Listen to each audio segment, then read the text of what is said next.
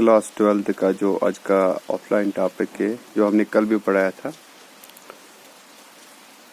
Games and sports as cultural heritage. कल हमने पढ़ा था ग्रीस और रोम। आज हम पढ़ रहे हैं दैट्स इंग्लैंड।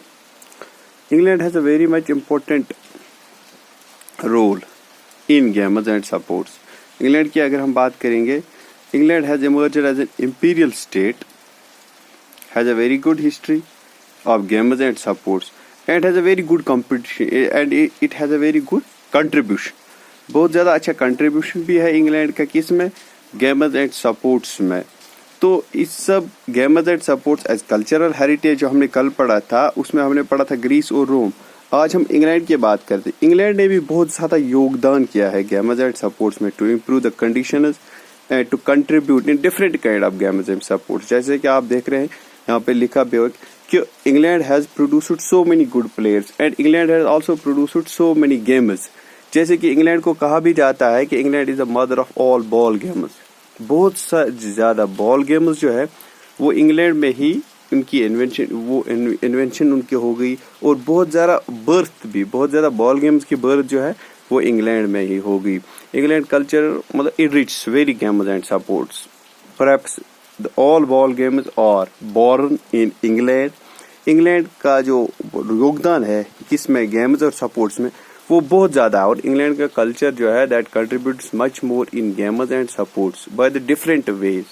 एज ऑल्सो कि England has produced so many historical place भी कुछ इंग्लैंड ने क्या की कि इनमें कुछ हिस्टोरिकल प्लेसेस भी इंग्लैंड ने बनाई है।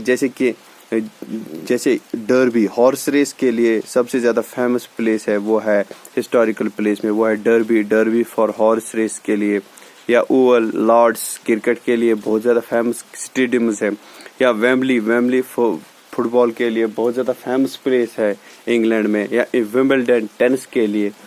England has very much good contribution in games and sports in different ways. Means there was a cultural heritage. England में एक कल्चरल हेरिटेज है।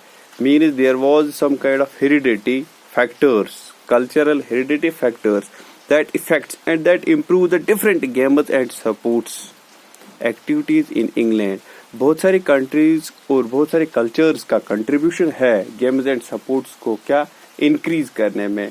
Among them, England has a very good position। England का बहुत ज़्यादा अच्छा position है कि उन्होंने बहुत ज़्यादा कंट्रीब्यूट किया है। इंग्लैंड के कल्चर ने बहुत ज़्यादा अच्छा कंट्रीब्यूट किया है, और इंग्लैंड के जो लोग हैं उन्होंने भी कंट्रीब्यूट किया है। बहुत सारा बॉल गेम्स जो भी है बहुत सारे, जैसे कि cricket, hockey, football, polo, tennis, these are the much more famous games in England, and these games has been improved day by day, and as England has expands its imperialism to much more countries, उससे क्या हो गया, it increase the interest of these countries which makes much more expansion। ज़्यादा से ज़्यादा expand हो गए इन games को, बहुत ज़्यादा इंटरेस्ट लेने लगे लोग गेम्स एंड सपोर्ट्स का। तो उससे क्या हो गया, England had produced so many good games and there was much more participation of these games by the England soldiers, England people, by the English people. So in order to increase the famousness of these games, England have played very much important role। उसके बाद हम करेंगे America has very much important role and has a very good culture to improve the different kind of games। जैसे कि इससे पहले हमने बहुत सारी नेशंस की बात की that have a very good culture and that had improved the states of games and sports by different ways and mean. बहुत सारे तरीकों से बहुत सारे नेशंस ने गेम्स एंड सपोर्ट्स में बहुत ज़्यादा कंट्रीब्यूशन किया।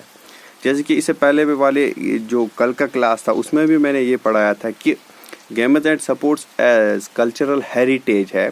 तो first these things we are used for survival, जैसे कि running, cooking, chasing, hunting, pushing, pulling, these were the things which were used for the survival by the tribal people। जैसे कि पुराने लोग थे, ये सब सर्वाइवर के लिए, जिंदा रहने के लिए ये सब चीज़ें क्या करते थे डे टू डे लाइफ को फुलफिल करने के लिए ये सब चीज़ें क्या करते थे। After that there was it was a source of entertainment. कुछ देर के लिए इसको लगा कि ये सोर्स ऑफ एंटरटेनमेंट है। उसके बाद they looks for the entertainment. After that they looks for the display of the skills देखने लगे लोगों के, competition लगने लगा. After that there was an improvisation in these activities. By this we find the different kind of sports events. Rules और regulations form हो गए. तो इससे क्या हो गया कि we have already read about the different countries and cultures that increases and that we have a good culture of games and sports.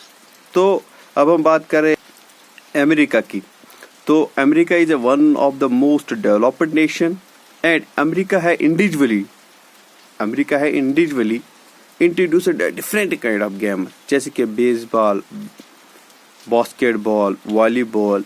These games were introduced by the Americans. American have introduced these kind of games, and America is the country that have produced so many good top players in the different kind of sports, and they have also the honor.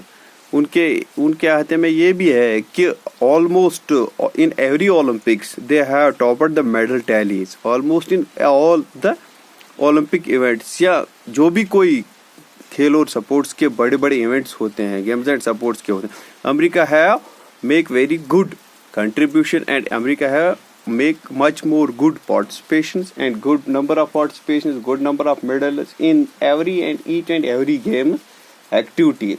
जो भी games activity sports activities है उसमें America आगे होता है और सबसे ज़्यादा इम्प्रूव्ड और अच्छे खिलाड़ी प्रोड्यूस भी करता है. अमेरिका है much more famous players that have different in games and sports which have different kind of awards, medals.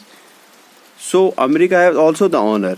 America is a country which has also the honor to host the modern Olympics more than 4 times. 4 times क्या America ने Olympics भी host किए, अच्छे खिलाड़ी भी पाए हैं और बहुत सारे गेम्स का इन्वेंशन भी किया गया, जैसे games and basketball, volleyball, baseball. These things have been contributed by the great nation that's America.